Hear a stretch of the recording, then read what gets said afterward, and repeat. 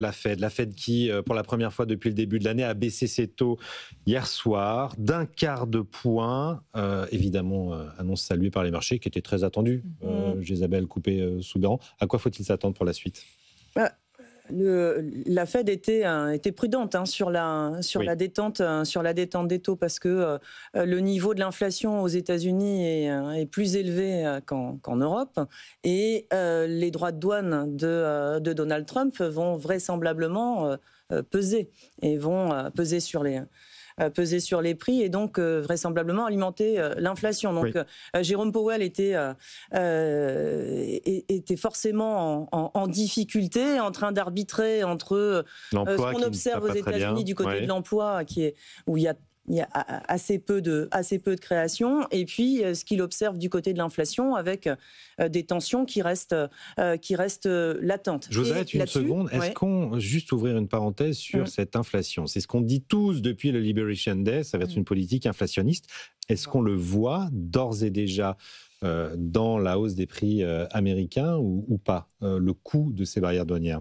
Alors, je crois que ça commence tout juste à être perceptible. C'est pas encore flagrant. Ça met un peu de temps. Mais c'est quand même assez attendu. Manifestement, les effets attendus sont pas si forts que ça. Sinon, Jérôme Powell n'aurait pas pris la décision d'abaisser les taux d'un quart de point. Bon, s'ajoute à cela quand même la pression très forte exercée par Donald Trump sur la Fed.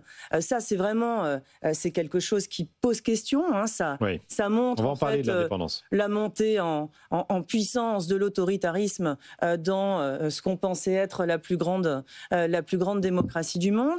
Le risque aussi dans cette histoire, au fond, c'est que on ferme complètement le débat et la réflexion sur l'indépendance des banques centrales. Parce que quand on voit Trump taper à ce point sur l'indépendance de la Fed, on se dit quand même il faut préserver absolument cette indépendance parce que c'est un rempart justement contre l'autoritarisme.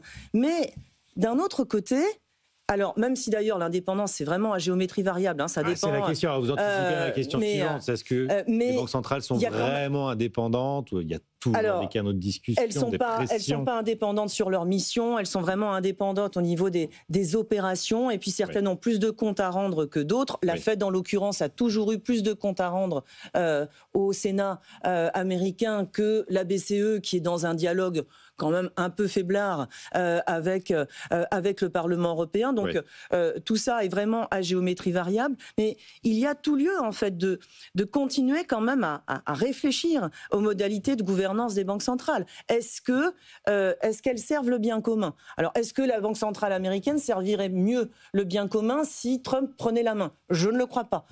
Est-ce que la Banque centrale européenne sert bien le bien commun, l'intérêt général, en étant aussi technicienne. Alors, mais c'est même pas, en fait, c'est pas tant un problème de mission, parce que les missions, précisément, on les définit, on les inscrit dans la loi. Donc, la définition des missions, si on n'est pas content, eh bien, il faudrait redéfinir ça dans le traité. Ce serait pas une mince affaire. Ce serait beaucoup plus simple aux États-Unis. Le Sénat a la main là-dessus.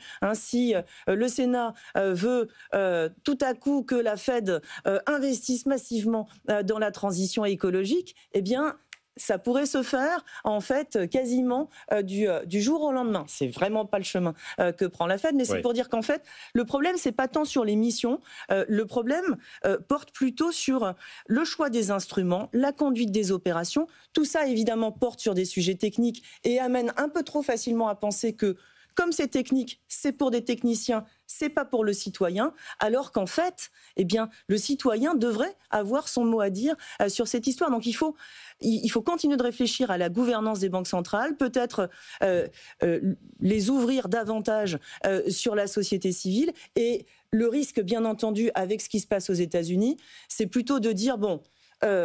au niveau de l'indépendance, il faut absolument préserver ça, parce que sinon, regardez ce qui se passe, c'est l'État qui va prendre la main. Je pense qu'il faut préserver les banques centrales des pressions d'État, a fortiori quand il s'agit d'État d'un État qui devient autoritaire. Je pense qu'il faudrait aussi davantage protéger les banques centrales des pressions du marché et donc étendre l'indépendance en fait.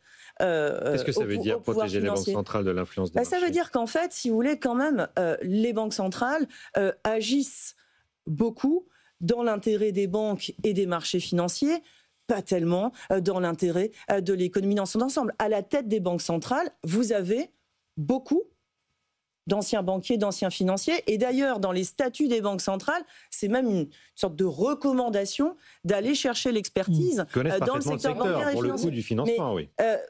Le secteur bancaire et financier, ça représente pas l'intérêt général. Je suis désolée, c'est pas l'intérêt de la société dans son ensemble. Mais la mission de la Banque centrale européenne, c'est l'inflation. C'est officiellement la seule et l'unique. C'est son objectif principal. Juste peut-être un mot pour compléter. Moi, je suis tout à fait d'accord avec tout ce que Isabelle a dit sur ce sujet.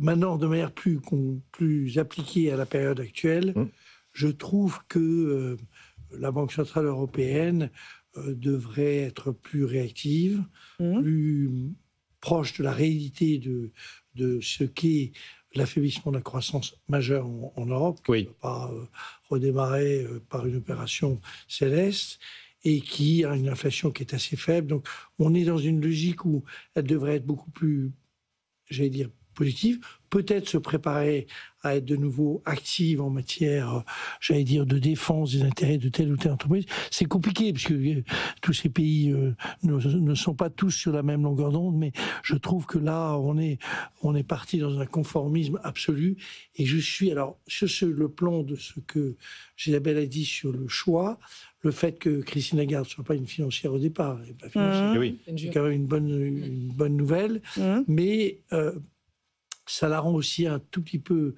elle est fragilisée en interne. Elle est fragilisée en interne. Elle est très fragilisée qu'elle ne soit pas justement une banquière. Parce que les banquiers, son groupe, considèrent qu'elle n'est pas totalement légitime.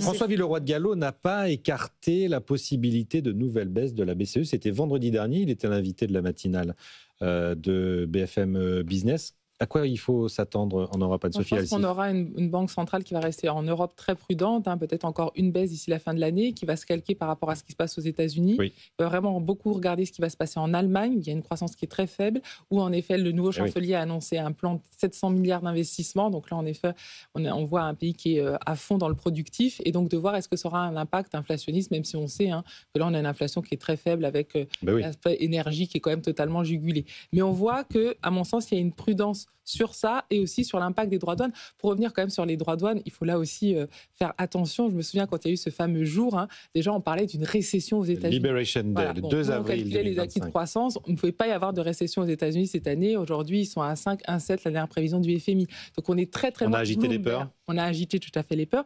Et là, alors je ne sais pas si Donald Trump, pareil, a bien fait, mais en tout cas, s'en tire pas trop mal. Comme il a annoncé la fin du monde avec des droits de douane énormes, et que dans les faits, visiblement, l'Europe s'est pris 15%, la Chine ne va pas se prendre son 40%, et bien finalement, on voit que les marchés sont un petit peu dans un...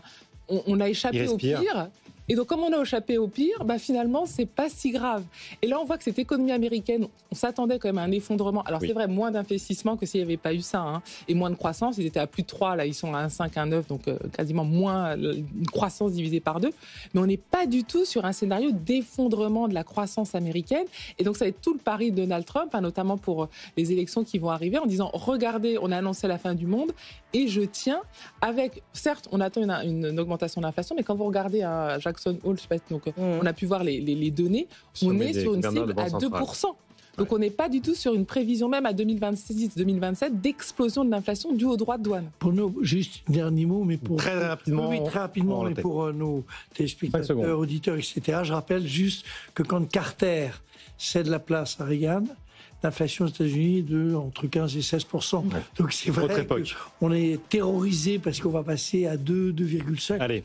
C'est pas bon, mais c'est pas la fin du monde. On va survivre. Un message d'espoir de Jean-Hervé Lorenzi. Ne vous inquiétez pas, on survivra. Merci à tous. Anne-Sophie Alsif, Isabelle Coupé-Soubeyran.